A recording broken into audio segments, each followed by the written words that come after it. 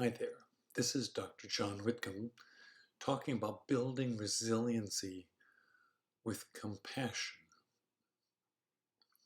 Now, we've learned that resiliency is one of the key features of healthy aging.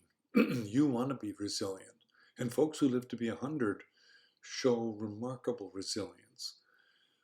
One of the features of resilience that we might not think about, but that pops up, is compassion. Now, certainly, if Dalai Lama makes compassion a central part of his message, and you have to admit the Tibetans have shown a lot of resiliency surviving in the adverse environment of the Tibetan plateau, along with the occupation by the Chinese. And compassion is a core component, though, of resilience for a more important reason. When you show, what's the definition of compassion, is feeling sympathy and kindness and unity with somebody who is less fortunate and who's in a tough spot, and acting on it. What happens when you feel compassion is that you participate in taking care of somebody who is less fortunate, who might be less able, and needs somebody to bend over on their behalf. And when you do that, you increase your sense of group identity, your sense of safety, your sense of belonging. And we all need to belong to a tribe, a group. And we need to belong to a community. And when you participate that, you make yourself feel better. For several reasons. It helps the person who needs the compassion. It also helps you, because in that regard, it builds your sense of personal belonging and giving and efficacy. This is really interesting.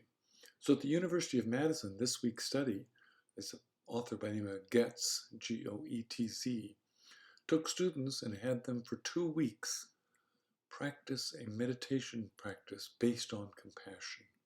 And then they did functional MRI scans of their brain, and in just 2 weeks they were able to show that the amygdala part of the brain wired more strongly. And that's a part of your brain that mediates emotion. This is totally fascinating. So you can actually change the wiring in your brain by practice. And that's what we're learning. If you want to build compassion, you have to practice it. And the way you Rick Hansen, in his book Resilient, talks about training your brain with small actions of compassion. And to do that, you actually have to be compassionate towards yourself first. You have to practice being aware of what your feelings are. You have to practice recognizing when you are in need and lonely and feeling stressed and feeling left out, and how you are kind to yourself. Not giving yourself for immature behavior, but recognizing yourself as a human being with natural human frailties, and maturely and sensibly forgiving yourself for not being perfect. And when you practice recognizing and acknowledging and forgiving yourself, you can recognize and acknowledge and forgive others. And that builds resiliency.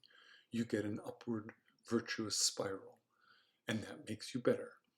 So this is a really interesting idea. It's something you can practice every day. Remember, wires that fire together wire together.